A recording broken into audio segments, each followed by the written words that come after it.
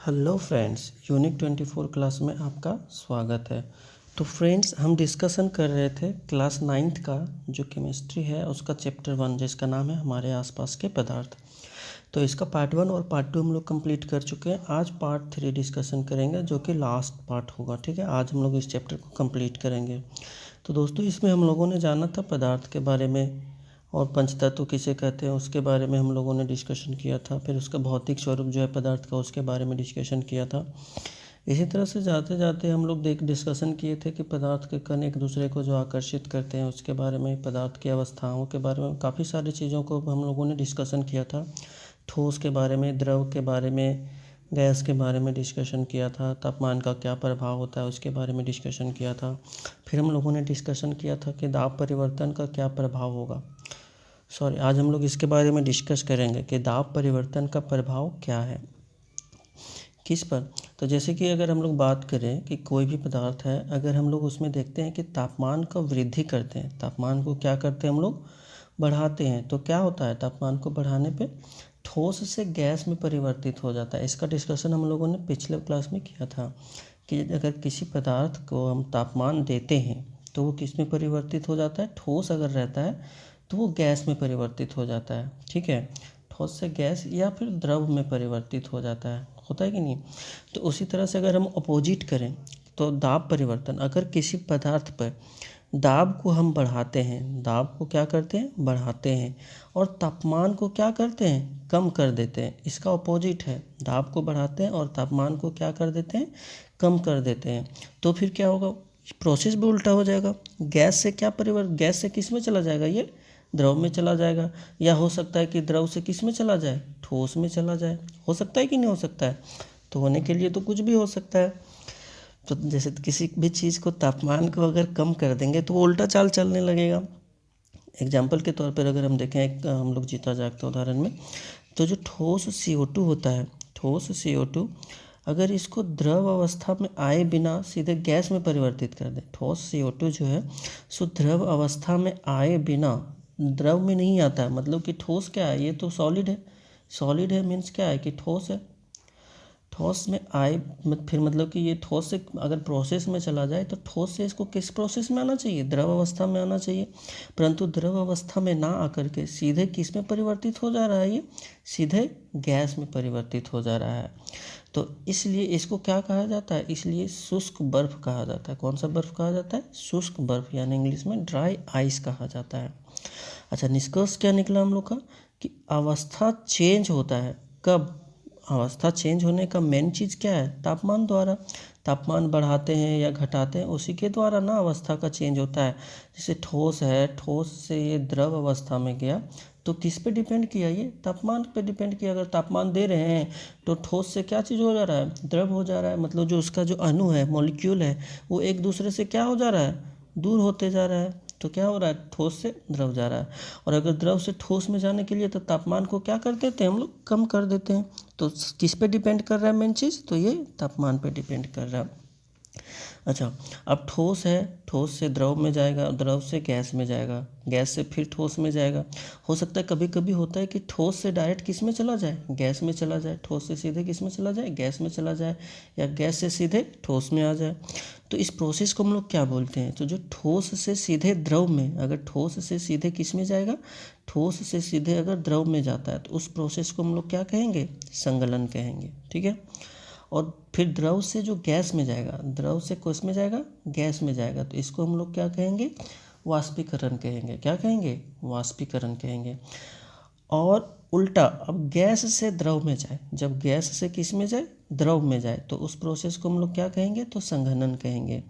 और जब द्रव से ठोस में जाए, द्रव से किस में जाए, ठोस में जाए, तो उस प्रोसेस को हम लोग क्या कहेंगे, तो जमना कहेंगे। ठीक है, कभी कभी क्या होता है कि ठोस से सीधे गैस में परिवर्तित हो जाता है। जब ठोस से सीधे गैस में परिवर्तित हो जाए तो उस प्रोसेस को हम लोग ऊर्ध्वपातन कहेंगे। कौन सा पातन कहेंगे, तो ऊर्ध्वपातन कहेंगे। याद रखना है इसको, ऊर्ध्वपातन। इस बहुत सारा क्वेश्चन इससे बनता है। इसका एग्जाम्पल अगर देखें तो जैसे कपूर, जो हम लोग पूजा में आरती के समय यूज करते हैं, कपूर, उसको जलाते हैं, वो जलाने से पहले कैसा होता है, ठोस अवस्था में होता है। और जब वो जलने लगता है तो वो सीधे किस में परिवर्तित हो जाता है, वो सीधे गैस में परिवर्तित हो जाता है। उसी तरह एक नेफ्थलीन की गोली आती है, वो भी सीधे ठोस से किस में परिवर्तित हो जाता है, गैस में परिवर्तित हो जाता है। तो दोस्तों यहाँ पे एक पॉइंट और याद रखना है, वाष्पीकरण का जो प्रोसेस है वाष्पीकरण, इसमें क्वथनांक के बारे में हम लोगों ने डिस्कस किया था। यहाँ पे क्वथनांक के बारे में डिस्कस किया था कि वायुमंडलीय दाब पर वह तापमान जिस पर द्रव उबलने लगता है, द्रव क्या होता है, उबलने लगता है, उसी को हम लोग क्या कहते हैं, क्वथनांक कहते हैं। तापमान, जिस तापमान पर द्रव उबलने लगता है उसी को क्वथनांक कहते हैं। क्वथनांक के बारे में हम लोगों ने पीछे डिस्कस किया था कि जिस तापमान पर द्रव से वाष्प परिवर्तित हो जाता है, द्रव से वाष्प में परिवर्तित हो जाता है, उसको हम लोग क्या बोलते हैं, क्वथनांक बोलते हैं। ठीक है, इसका पॉइंट हम लोग, इस पॉइंट को हम लोग यूज करेंगे आगे। ठीक है, अब देखते हैं वाष्पीकरण क्या होता है। वाष्पीकरण क्या होता है कि क्वथनांक से कम तापमान पर, क्वथनांक क्या होता है, जिस तापमान पर द्रव क्या होने लगता है, मतलब ठोस से द्रव में परिवर्तित हो जाए उसको हम लोग क्वथनांक बोलते हैं, या द्रव से गैस में परिवर्तित हो जाए उसको हम लोग क्वथनांक बोलते हैं। तो उससे कम तापमान पर क्या चीज़, उससे अगर कम तापमान पर द्रव के जो लिक्विड फेस है उसको वाष्प में परिवर्तित हो जाए, द्रव से किस में परिवर्तित हो जाए, वाष्प में परिवर्तित हो जाए, तो उस प्रक्रिया को, द्रव से वाष्प में परिवर्तित होने की प्रक्रिया किस तापमान पर, क्वथनांक से कम तापमान पर, क्वथनांक से कम तापमान पर द्रव के वाष्प में परिवर्तित होने की जो प्रक्रिया है उसी को हम लोग क्या कहेंगे, वाष्पीकरण कहेंगे। मतलब कि कह सकते हैं हम लोग कि जितना मतलब उसको तापमान चाहिए, जितना तापमान उसका डिमांड है, उस डिमांड से पहले वो क्या होने लगे, द्रव से वाष्प में परिवर्तित हो जाए, तो उस प्रोसेस को हम लोग क्या कहेंगे, वाष्पीकरण कहेंगे। अच्छा, वाष्पीकरण को प्रभावित कौन कौन से कारक करते हैं, तो वाष्पीकरण को प्रभावित करने वाला कारक है, तो वाष्पीकरण की दर बढ़ती है किस पे, तो अगर देखो किसी भी चीज़ को अगर सतह का क्षेत्रफल जो है, जो सतह का क्षेत्र है उसको अगर बढ़ा देंगे हम, तो क्या होने लगेगा, वो वाष्पीकरण होने लगेगा। अब सतह का क्षेत्र, एग्जाम्पल के तौर पर कपड़ा सुखाने के लिए हम लोग उसको क्या कर देते हैं, फैला देते हैं कपड़ा फैला देते हैं, तो वो क्या होने लगता है, वाष्पीकरण का जो दर है वो अधिक हो जाता है। उससे उस प्रोसेस में क्या होता है कि हम लोग का कपड़ा क्या हो जाता है, सूख जाता है।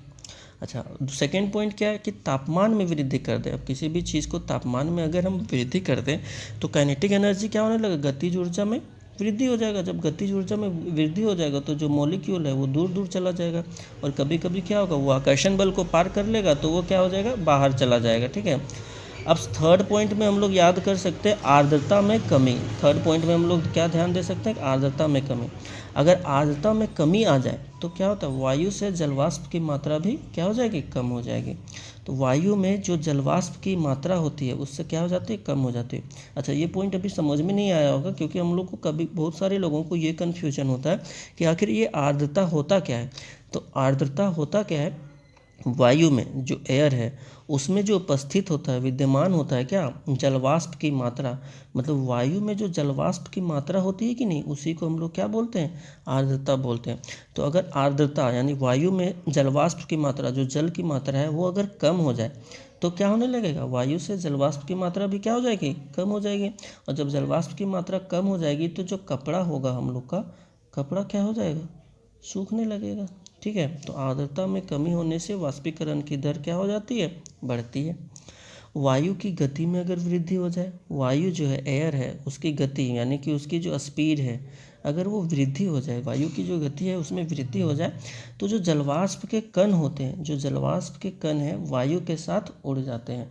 क्यों, क्योंकि जो दो मॉलिक्यूल के बीच का जो आकर्षण बल है वो एक लिमिट तक ही होता है, और जब एयर आएगा तो हो सकता है कि इसको उड़ा के ले जाए, तो दोनों जो इसका आकर्षण बल है उससे ज़्यादा होगा तो ये अलग चला जाएगा और ये अलग चला जाएगा। तो वायु की गति में वृद्धि हो जाएगा तो जलवाष्प के कण भी क्या हो जाएगा, वायु के साथ उड़ जाएगा।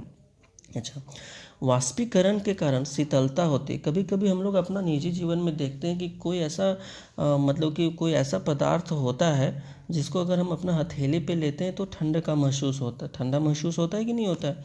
तो उसी के कारण बोल रहा है कि वाष्पीकरण के कारण क्या होती है, हम लोग को शीतलता महसूस होती है। देखते हैं उसका एग्जाम्पल। वाष्पीकरण के दौरान, जब वाष्पीकरण होता है उसके दौरान, उस प्रोसेस के दौरान ऊर्जा क्या हो जाती है, कम हो जाती है। तो जो ऊर्जा कम हुई रहती है कि नहीं वाष्पीकरण के दौरान, अब भाई किसी से कोई चीज़ हम ले लेते हैं तो वो तो अपना चीज़ तो वापस करना चाहेगा कि नहीं, चाहे किसी भी एंगल से वापस करे, उसको क्या करना चाहेगा, वो वापस करना चाहेगा। तो वाष्पीकरण के दौरान कम हुई ऊर्जा, जो ऊर्जा कम हो जाती है तो ये अपना ऊर्जा तो वापस चाहेगा कि नहीं चाहेगा।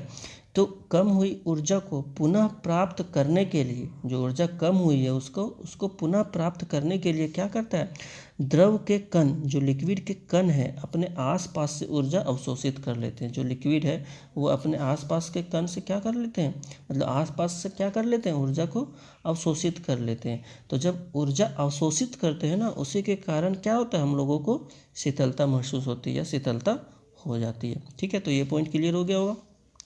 अगर एग्जाम्पल के तौर पर देखें, एक एसीटोन है, एसीटोन नाम का पदार्थ है जिसका उपयोग हम लोग किस में करते हैं, जो नाखून का जो पॉलिश होता है उसको हटाने में यूज करते हैं उसको। जब इस एसीटोन को हम लोग हथेली पर रखते हैं, जब इस एसीटोन को हम लोग हथेली पर रखते हैं तो हम लोग को वो क्या महसूस होती है, शीतलता महसूस होती है। अब क्यों, चूँकि क्या होता है कि आसपास से ऊर्जा अवशोषित करके क्या करता है, वो वाष्पीकृत करता है, इसलिए क्या होता है, शीतलता महसूस होती है। आसपास से ऊर्जा अवशोषित करता है, इसका डिस्कशन हम लोग अभी किए कि क्यों ऊर्जा अवशोषित करता है वो, क्योंकि अगर हम किसी चीज़ से कोई चीज़ ले ले तो वो अपना चीज़ वापस करना चाहेगा कि नहीं चाहेगा। तो जब उसका ऊर्जा चला जाता है तो फिर ऊर्जा पाने के लिए क्या करता है, अपने आसपास से ऊर्जा को अवशोषित कर लेता है। इस प्रोसेस को हम लोग क्या कहते हैं, वाष्पीकृत कहते हैं। गर्मियों में हमें सूती कपड़े क्यों पहनना चाहिए, नेक्स्ट पॉइंट है कि जो गर्मी है, गर्मी के टाइम पे हमें सूती कपड़े क्यों पहनना चाहिए। उससे क्या होता है कि सूती कपड़ों में, कौन से कपड़ों में, सूती कपड़ों में जल का अवशोषण अधिक होता है। सूती कपड़ों में जल का अवशोषण क्या होता है, अधिक होता है। इसलिए हमारा पसीना इसमें अवशोषित होकर, हमारा पसीना क्या होता है, इसमें अवशोषित होकर वायुमंडल में आसानी से वाष्पीकृत हो जाता है, जिससे क्या होता है, हम लोग को शीतलता महसूस होता है। तो एक बार और डिस्कशन कर लेते हैं कि गर्मियों में हमें सूती कपड़े क्यों पहनने चाहिए। तो सूती कपड़ों में क्या होता है कि जल का अवशोषण अधिक होता है, इसलिए हमारा पसीना इसमें अवशोषित होकर वायुमंडल में आसानी से क्या हो जाता है, वाष्पीकृत हो जाता है, जिससे शीतलता क्या होती है, महसूस होती है। ठीक है, अब एक पॉइंट और है इसमें कि जो बर्फीले जल से, बर्फीले जल, जैसे कोई गिलास में अगर हम बर्फीला जल या ठंडा पानी रखें उसमें, तो जो भरा गिलास होता है उसका बाहरी सतह पर हम देखते हैं कि जल की बूंदें जम जाती है। क्या होती है, जल की बूंदें जम जाती है। तो वो क्यों आ जाती है उसके बारे में अगर बात करें तो जो वायु में उपस्थित जलवाष्प होता है, वायु में, किसमें, तो वायु में जो उपस्थित जलवाष्प होता है उसकी ऊर्जा जो है सो ठंडे पानी के संपर्क में आकर, कौन से पानी, ठंडे पानी के जब संपर्क में आता है तो ठंडे पानी के संपर्क में आकर उसकी जो ऊर्जा है वो क्या हो जाती है, कम हो जाती है, और यह द्रव अवस्था में बदल जाता है। और जो ऊर्जा होती है वो किस अवस्था में बदल जाती है, तो द्रव अवस्था में बदल जाता है, जो हमें जल की बूंदों के रूप में नज़र आता है। जो द्रव अवस्था में बदल जाता है वही चीज़ हमको किस चीज़ में नज़र आता है, तो जल की बूंदों के रूप में नज़र आता है। ठीक है, तो अगर देखें हम इसके बारे में कि बर्फीले जल से भरे गिलास की बाहरी सतह पर जल की बूंदें क्यों नज़र आती है, तो वायु में उपस्थित जलवाष्प की जो ऊर्जा है वो ठंडे पानी के संपर्क में आकर कम हो जाती है और यह द्रव अवस्था में बदल जाता है। क्या हो जाता है, द्रव अवस्था में बदल जाता है, जो हमें जल की बूंदों के रूप में नज़र आता है। ठीक है, इसमें एक्स्ट्रा फैक्ट क्या है, इसमें एक्स्ट्रा पॉइंट, इस चैप्टर में अगर हम एक्स्ट्रा पॉइंट बात करें जो मैंने ऐड किया है इसको, तो ससंजक बल क्या होता है। तो ससंजक बल, अगर एक ही पदार्थ है, सेम पदार्थ है, उसके कणों के बीच के आकर्षण बल, मतलब एक ही पदार्थ है उसके कण के बीच का जो आकर्षण बल होता है उसको हम लोग कौन सा बल कहते हैं, ससंजक बल बोलते हैं। और एक पॉइंट और याद रखना इसमें कि अगर उच्च उन्नतांश पर यानी उच्च सतह पर अगर हम लोग जाते हैं तो वहाँ जल जो है सो क्या होने लगता है, कम तापमान पर उबलने लगता है। अब भाई, अब किसी भी चीज़ को मुँह पर पहुँचा देंगे तो वो तो खुश होगा ही कि नहीं होगा, बोलेगा कि भाई हमको ज़्यादा तापमान का ज़रूरत रहता है लेकिन आप हमको कम तापमान ही दीजिए, हम उबलने लगेंगे। क्यों, क्योंकि वो ऊपर पहुंच चुका है और बहुत खुश है ऊपर पहुंच कर वो। तो इस तरह से याद रखना है कि उच्च उन्नतांश पर यानी उच्च सतह पर जल जो है सो कम तापमान पर ही क्या होने लगता है, उबलने लगता है, क्योंकि वायुदाब वहाँ पे क्या होता है, कम होता है। तो मेन रीज़न क्या है, वायुदाब वहाँ पे कम होता है। ठीक है, तो दोस्तों ये चैप्टर यहीं पे कंप्लीट होता है। आप लोगों को ये पूरा चैप्टर कैसा लगा ज़रूर बताएं, इससे हमें फीडबैक मिलेगा कि हमें और क्या क्या सुधार करना चाहिए। तो हमें सपोर्ट कीजिए, आप सपोर्ट करके दिखाइए कि आप मुझे कितना सपोर्ट करते हैं। आप अपना सपोर्ट दिखा सकते हैं किस रूप में, तो सब्सक्राइब करके दिखा सकते हैं, लाइक करके दिखा सकते हैं, शेयर करके दिखा सकते हैं और कमेंट ज़रूर करें।